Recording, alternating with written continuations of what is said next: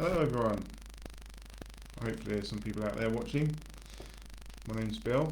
I'm the dog groomer business help and support group, and the business Be the Groomer. So how's everyone doing? How's everyone's afternoon been? Some people have been at work, I know. My wife's working at the moment doing some pet grooming. We just had notification that our borough council are giving access to free testing now. Hi Nikki, it's good to see you on here.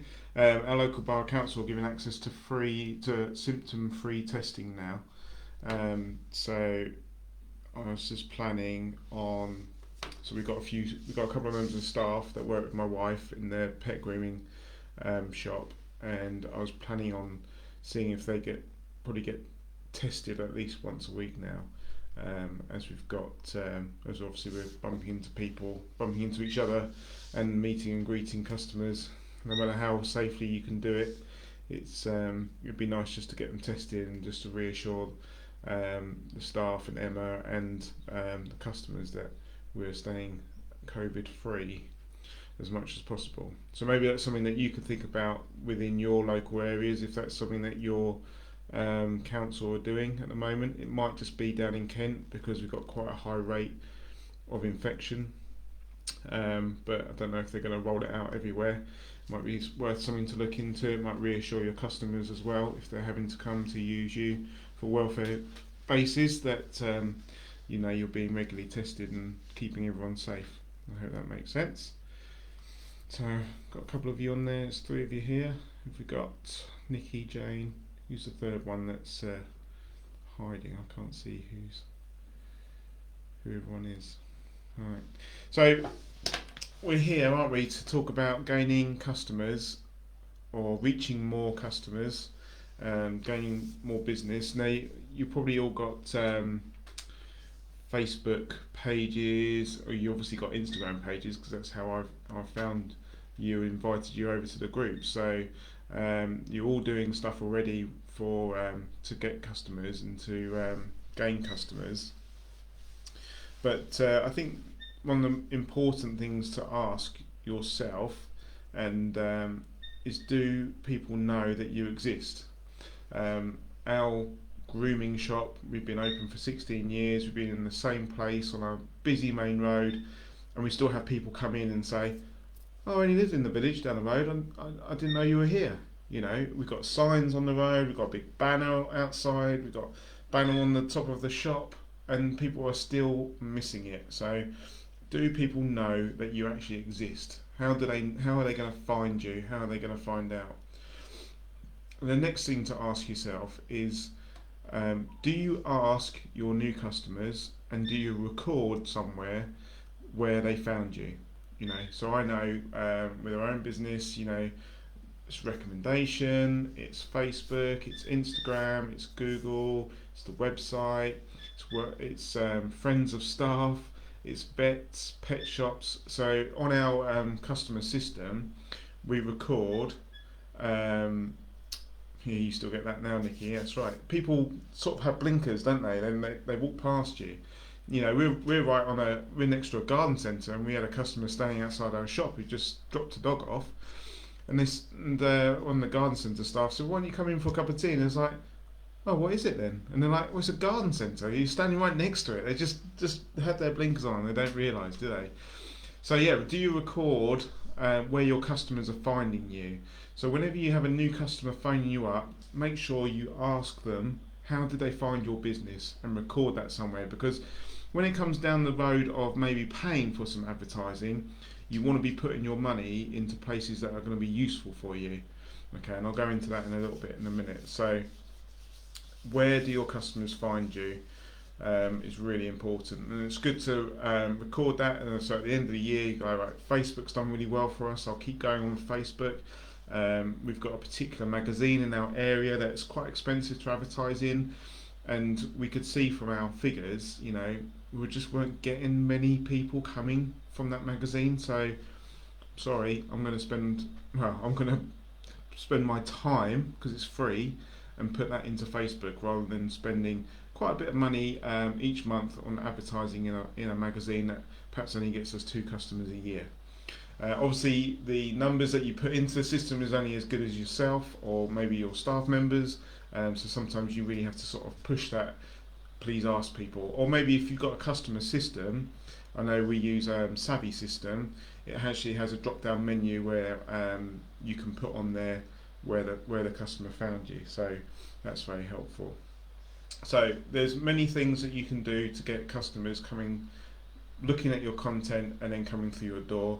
Obviously, I've spoken about know, like and trust. If you've only just joined the group, then scroll back through the group, and I've done some videos about building up that know, like and trust with your customers, which is really important when you go and do your marketing. But there are some really good platforms, as you know, where you can spend time but not money in reaching more customers. So let's start on Facebook. That's probably the most popular one, isn't it? If you don't want to use Facebook, well, you need to start getting with Facebook, really. There's ways of creating accounts so people can't really find you, but set up a business page, make sure your logo and your branding is all really good, and then start pushing out engaging content with your customers. Yes, befores and afters of dogs, but it just doesn't have to be that. You can do other stuff that's really engaging. Treat your customers a bit like they're your family. Bring them into your shop, make them part of your business, and that's part of that know, like and trust. Engaging content which causes them to interact with you, and then on the back of that content you're putting in your call to action buttons, like sending me a message. You're asking your customers and your friends and your family to like your posts and share your posts. Now, this is really important, and again, it's free. Get your friends and family on board. Get them liking the page, even if they don't have a pet. They can still like the page and share your posts. My friend is a plumber. He put a very bog standard post on Facebook the other day. A little picture of a boiler he fixed. A few lines about what he'd been up to that week, how many boilers he'd fixed, how much money he'd saved people due to breakdowns and stuff like that. Got liked, it got shared 24 times by people and went out to 3,500 people.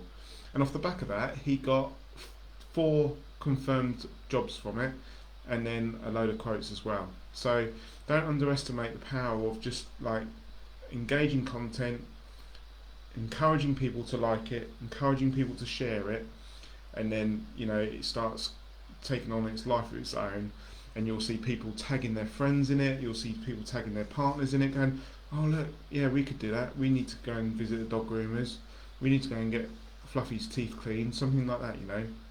So really engaging posts and encouraging people to like and share. It's the least that your friends and family can do. Like and share your posts. Please ask them to do that.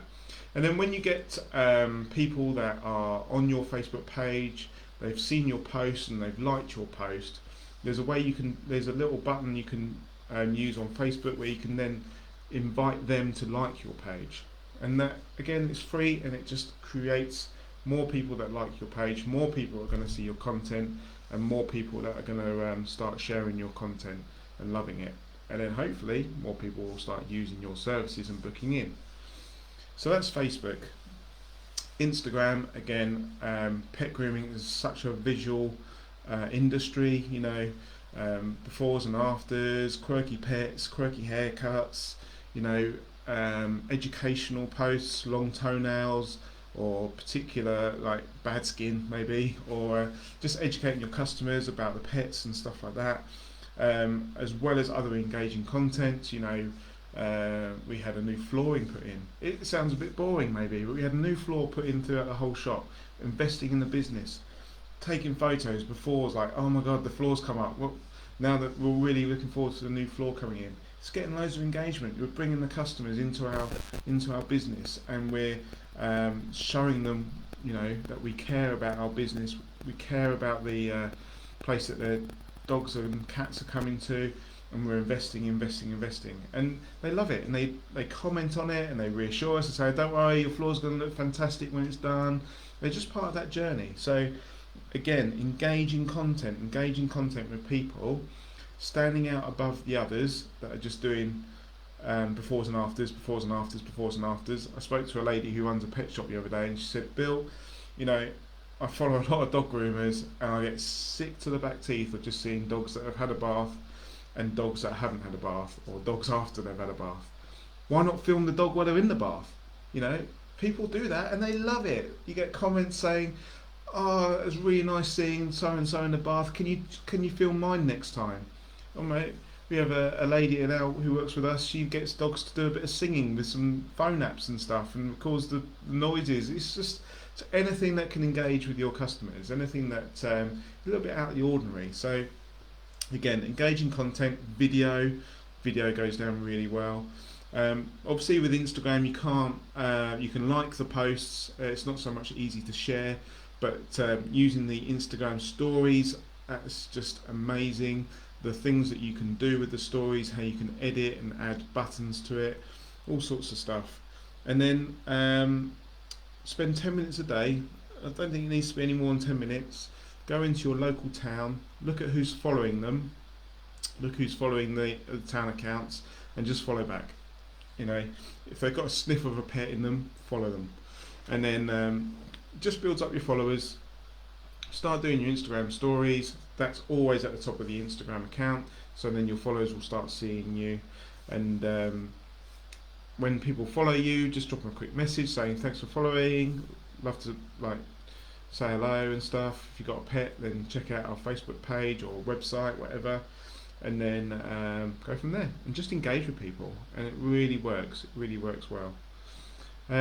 Next one, Google My Business. I'm really surprised that not loads of people know about Google My Business. Some people do, some people don't.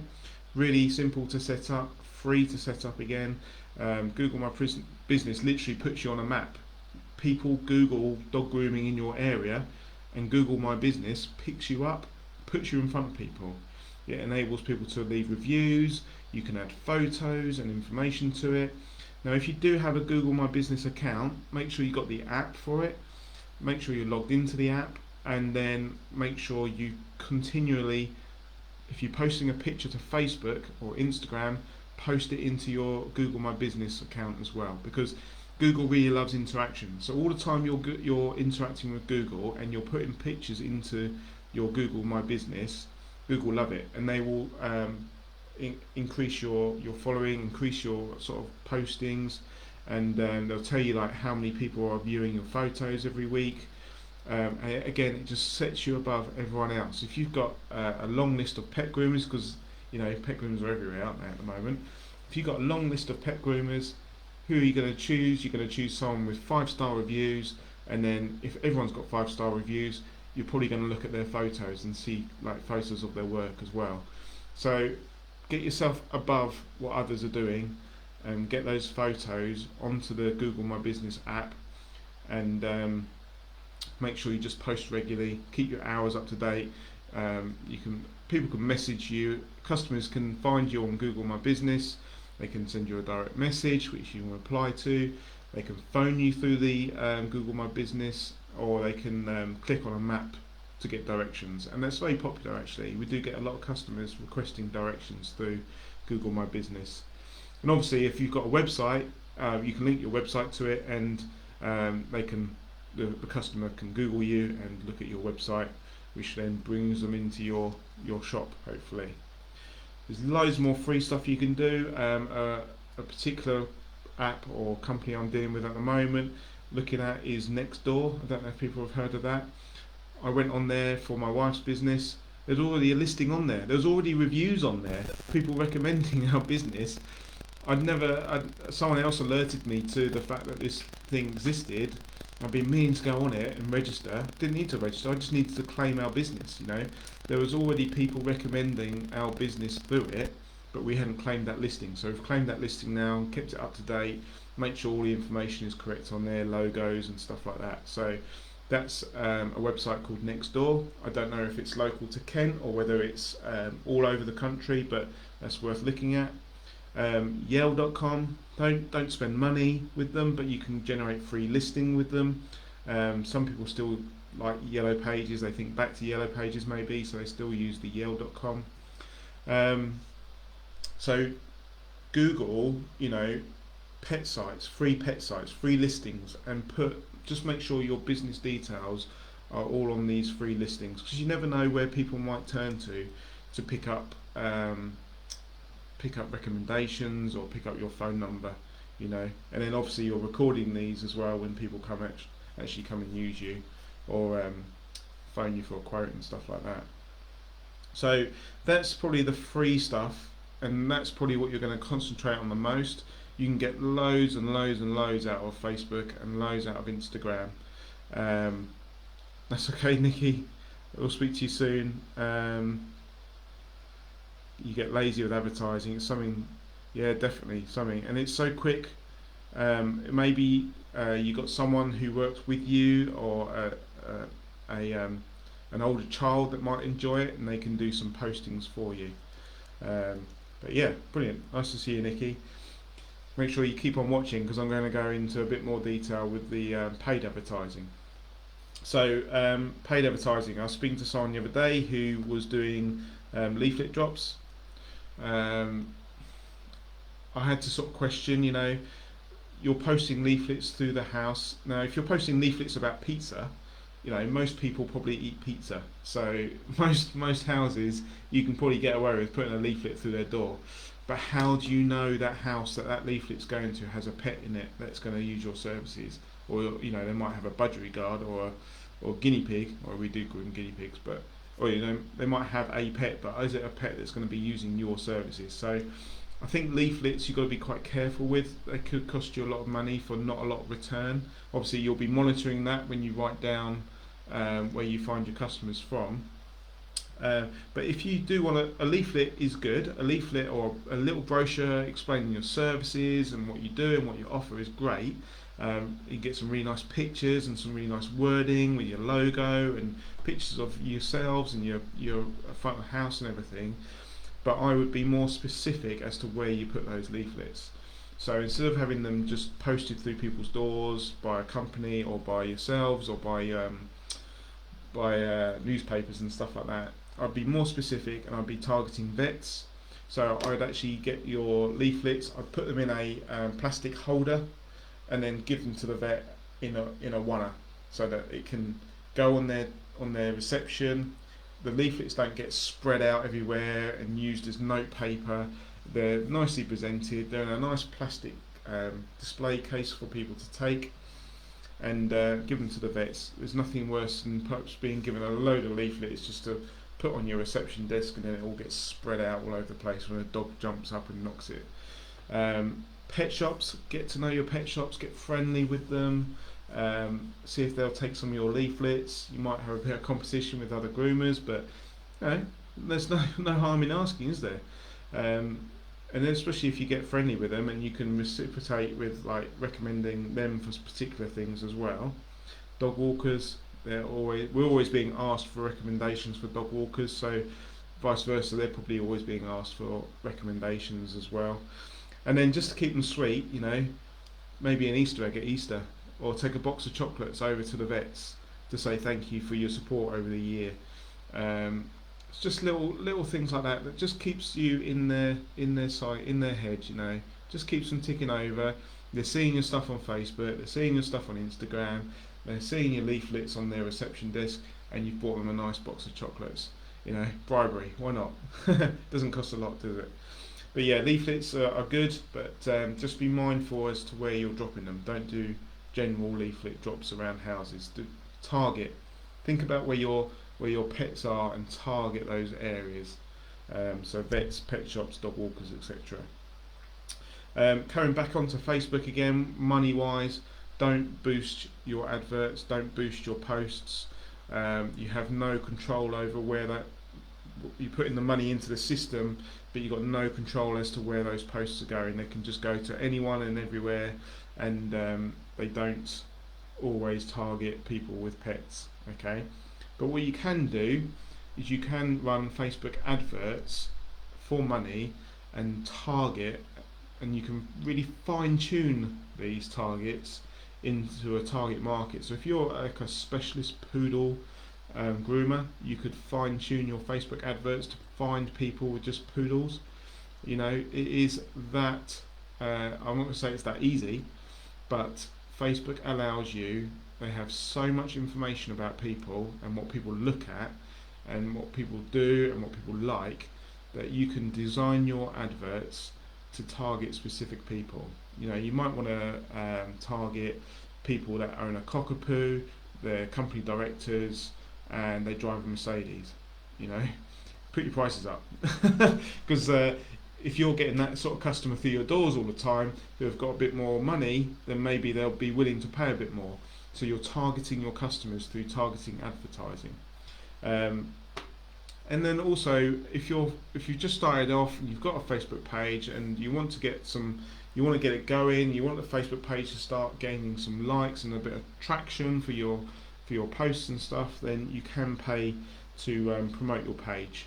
And again, you can choose a location and sort of demographics, age ranges, male, female, and then interests, you know, dogs, cats, whatever. So you can spend a little bit of money, and you don't need a great deal, but you can spend a bit of money in doing that.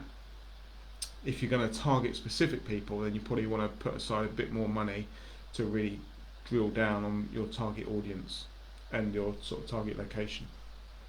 Excuse me. So again, paid adverts, again, Google adverts, Google ads. You can have sponsored ads, so you can pay. You can set a limit in Google, so you can say I want to spend £30 a month on advertising, and Google will spend that money for you. So whenever there's like a search on Google, dog grooming in your area, as in dog groomers Ashford, Kent, you can become a sponsored ad, and Google will put you at the top of the tree, advertising. So it pushes your website, pushes your Google My Business in front of people. And then obviously you're keeping up your Google My Business stuff, so you're going to be putting loads of photos on there, lots of comments on there, you're going to get lots of reviews, so then you're going to be getting the business, aren't you? So that's good, that's money well spent in my eyes. Run a little advert. And the good thing about all these is you can test them. So if something's not working, you can turn it off, and then you can go back to it and try something different, you know. You don't have to just design an advert like you would in a newspaper and it gets run for 12 weeks and you can't change it. You can test it, look at the analytics behind it, which Facebook and Google will give you, and turn it off and try something different. It is that good. And then I suppose something I came up with at the end was, you know, where you live, you could then start looking at paying to sponsor dog shows where you have a little stand. You know, we do one every year. We do two actually now. So we do one in our village where we have a banner up, we park the van there, we provide prizes, and the prizes are little sort of cones of biscuits for the dogs and rosettes, and then everyone gets a card attached to the prize, and everyone gets a leaflet, and then it's just a nice thing to do for your community, and it's just getting your name out there, isn't it? It's just getting your name. It doesn't cost a lot of money, but I'll put it under paid advertising because it kind of does. But it doesn't cost a load of money. It's a bit of organisation. One of the shows we sponsor it but don't actually go there, so we could probably do more around that. You could offer like nail trimming for people while you're there, as long as dogs don't scream their heads off and stuff. I don't know. You could offer stuff, advice. You could stand at your stall and offer advice on how to brush a particular coat. You know, just engage in that conversation and get people, you know, knowing about you. Know, like and trust again, isn't it? Knowing about you, and get them to want to use your business. But again, you get a comment, you get mentioned in the advertising for the shows. So like Facebook advertising for the show, your name gets mentioned again. It's just about having that, you're having your name inside people's heads all the time, so they're always seeing you. But yeah, that's probably my sort of thoughts on how you could reach and gain more customers. I hope it's been useful for you. If you haven't watched this live and you're going to watch it again, just put replay in the comments so that I know that you've seen it. And as always, if you want to speak to me a bit more in depth about your business and how maybe we could help you with your business, then there is a link in our description column to a calendar where you can book in an hour's free call with me, and we'll just have a good chat around everything in your business and see if we can do anything to help you. As always, make sure you like this, make sure you tell other friends that are groomers about the group, invite them into the group, and make sure you give us some feedback. What did you think about the ideas? What did you think about the suggestions? What are you going to try? And if you do try it, make sure #win. Share your wins inside the group. It really, really helps you. It helps with your mindset, and it helps everyone else as well, because they see that you've done a particular thing and it's worked for you, and so they want to do it themselves. They want to know how they've done it. So make sure you share those wins, please. It really, really does benefit you. You know, it benefits you. I can't stress that enough. Share your wins with everyone, and let's get people sharing those wins to prop everyone's days up. Alright, I think that's everything. I rambled on for half an hour almost. So, but yeah, let us know what you think. Put your comments in the comment section. Invite your friends that are also dog groomers, and we'll see you on the next one. Take care. Bye bye.